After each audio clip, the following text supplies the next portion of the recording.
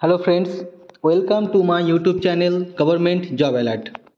আজকে আমি তোমাদের সাথে শেয়ার করতে চলেছি উত্তর দিনাজপুর কোর্টের প্রসেস সার্ভারের রেজাল্ট বেরিয়ে গেছে।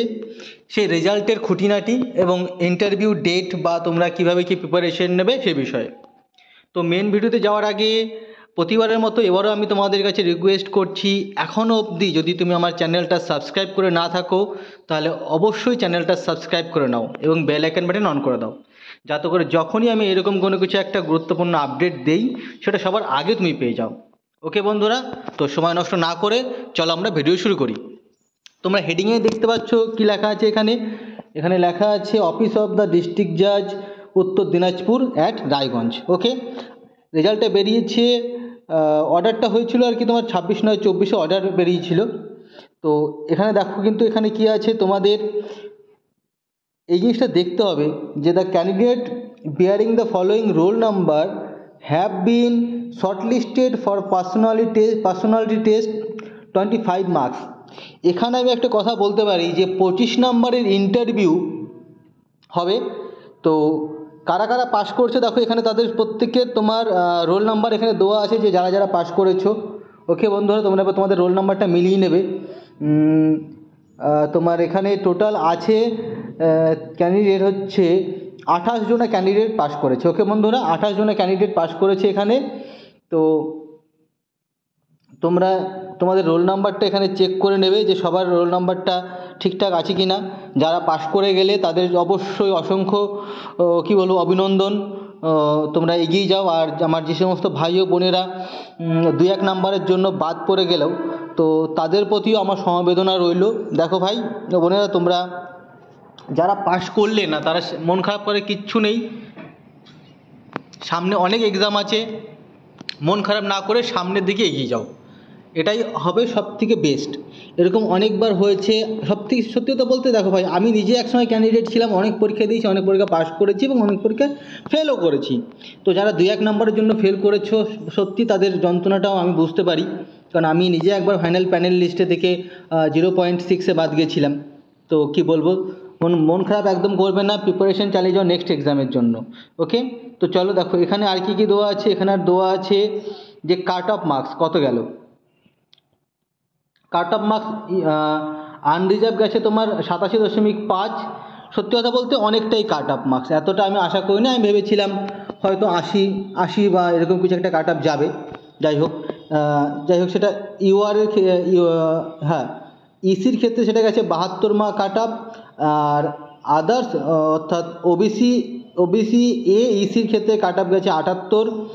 আর আনরিজার্ভের কাছে কাট অফ গেছে 77.5 এবং শিডিউল কাস্টের কাছে গেছে 87.5। হয়তো তোমাদের মনে অনেকের এই প্রশ্ন উঠতে পারে যে দাদা আনরিজার্ভড আর শিডিউল কাস্ট কাট অফ কী করে সেম যায়। দেখো বন্ধুরা, এই কেসগুলো হচ্ছে ব্যতিক্রম কেস। অর্থাৎ আমি তোমাদের বুঝিয়ে দিচ্ছি, যখন দেখবে কোনো পরীক্ষায় আনরিজার্ভও যে কাট অফ গেছে এবং শিডিউল কাস্টেরও যে সেম কাট অফ গেছে, তখন বুঝে নেবে ওইখানে যে আনরিজার্ভের যে সিটটা আছে সেই সিটটা টোটালি আনরিজার্ভডের জন্যই সংরক্ষিত করা আছে। ওখানে এসসি ক্যাটাগরিদের ঢুকতে দেওয়া হয়নি বা অন্য কোনো ক্যাটাগরিকে সেখানে ঢুকতে দেওয়া হয়নি, তার জন্য এরকম কাট অফ গেছিলো। বুঝতে পেরেছো? যখনই দেখবে যে সেম কাট অফ আছে তখন মনে করবে যে ওইখানে যে ইউআরের যে ভ্যাকান্সি আছে সেখানে এসসি বলো এসটি বলো এদেরকে ঢুকতে দেওয়া হয়নি। ওকে, চলো তারপরে আমরা দেখব। দেখো আমি একটা কথা বলতে চাই, সবার সবথেকে মেন ব্যাপার, যেখানে ইন্টারভিউ কিন্তু 25 নম্বরের ইন্টারভিউ, সেখানে কিন্তু একটা বিশাল বড় ফ্যাক্ট হয়। 25 নম্বরের ইন্টারভিউ মানে কেন এই 25 নম্বরের ইন্টারভিউ করা হয়েছে সেটা কিন্তু আমি খুব ভালো করে জানি, যে এখানে 25 নম্বরের ইন্টারভিউ কেন। যেখানে গ্রুপ ডি লেভেলের এক্সাম তোমার সেখানে ইন্টারভিউ 10 নম্বরের হয়, তো সেখানে কিছু ক্ষেত্রে 15 নম্বর বা 20 নম্বর, কিন্তু এখানে 25 নম্বর যে ইন্টারভিউ আছে তার পিছনে আমার মনে হয়, আমার ব্যক্তিগত ধারণা, সেখানে একটা স্পেশাল কারণ আছে। ঠিক আছে, সেই কারণটা আমি পরে কোনো সময় বলবো যদি হয় সম্ভব। তো দেখো এখানে এরা কিন্তু ইন্টারভিউ ডেটও বলে দিয়েছে যে 4/10/2024, অর্থাৎ সময় কিন্তু খুব কম সময়।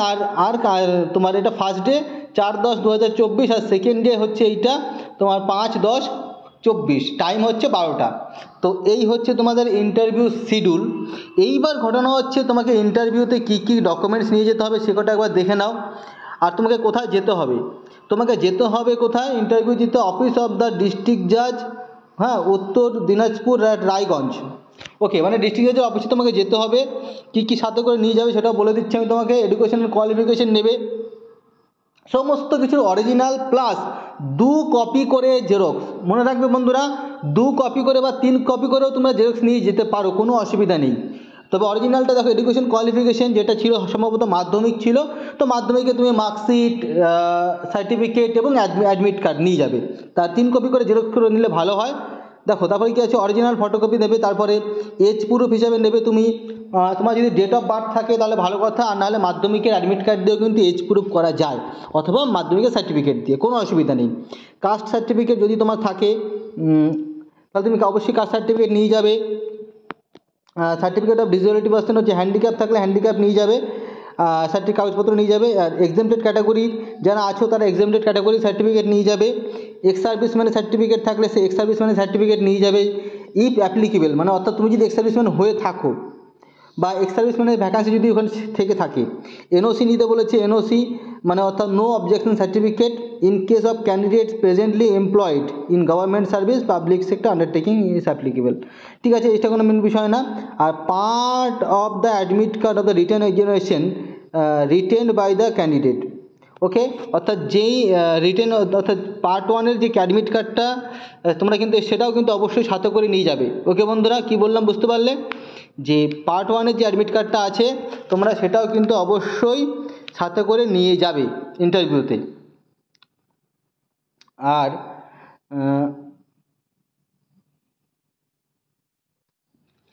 ওকে, তো এবার দেখো, এবার আমি তোমাদের কয়েকটা জিনিস বলবো যে ইন্টারভিউতে তোমাকে কি কি করতে হবে না করতে হবে। ফার্স্ট অফ অল আমি দেখো তোমাকে বলছি, ফার্স্ট অফ অল তোমাকে অবশ্যই একটা কি বলবো, ফর্মাল ড্রেস পরতে হবে। ওকে, ফর্মাল ড্রেস পরতে হবে। তোমার সেটা হতে পারে তোমার হোয়াইট শার্ট, ওকে, হোয়াইট শার্ট এবং ব্ল্যাক প্যান্ট। ওকে, মনে থাকবে। তো ফর্মাল ড্রেস পরতে হবে, হোয়াইট শার্ট আর ব্ল্যাক প্যান্ট। জামার পকেটে অবশ্যই একটা পেন রাখবে, হাতে একটা যদি সম্ভব হয় নট ডিজিটাল বা স্মার্ট ওয়াচ, তুমি একটা কী বলো ওটাকে, অ্যানালগ একটা ওয়াচ ইউজ করতে পারো চাইলে। শু পরবে, ব্ল্যাক শু, ভালো লাগবে। আর কী বলবো, পাঙ্কি টাইপের করে চুল কাটবে না, নর্মাল ভদ্র টাইপের চুল কাটবে। তো এইগুলো আমি তোমাদেরকে নর্মাল জাস্ট যে জিনিসগুলো সেগুলো বলে দিলাম। তোমাদের যদি মনে হয় যে না তোমাদের কোনো স্পেশালভাবে কোনো একটা ব্যাচ করা দরকার আছে ইন্টারভিউ রিলেটেড, তাহলে সেটা তোমরা আমাকে কমেন্ট করতে পারো যে দাদা আমাদের একটা ইন্টারভিউর জন্য ব্যাচ ব্যবস্থা করুন। তো আমি সেই রকম একটা ভাববো যে আদৌ এরকমভাবে ব্যাচ করা সম্ভব হবে কি না। তবে আমি বলবো যাদের ইন্টারভিউ নিয়ে ভয় ভ্রান্তি আছে বা যারা এখনও পর্যন্ত একবারও ইন্টারভিউ দাওনি তাদেরকে বলবো, তোমার এরিয়ায় যদি তোমার জানাশোনা কোনো ভালো দিদি বা দাদারা থাকে যারা প্রচুর ইন্টারভিউ দিয়েছে, যারা অন্তত একটা মিসেলেনিয়াস লেভেল পর্যন্ত ইন্টারভিউ দিয়েছে, তো তাদের কাছ থেকে তুমি কিছু কিছু জিনিস জানো। যেরকম তোমাকে বলছি আমি তোমাদেরকে, তোমার এরিয়া অর্থাৎ তোমার বাড়ি যেই এরিয়ায়, যে ডিস্ট্রিক্টে, যে সাবডিভিশনে, সেই সাবডিভিশন সম্পর্কে টুকটাক কিছু জানো, তাহলেই হবে। আর টুকটাক নলেজ পড়াশোনা করো।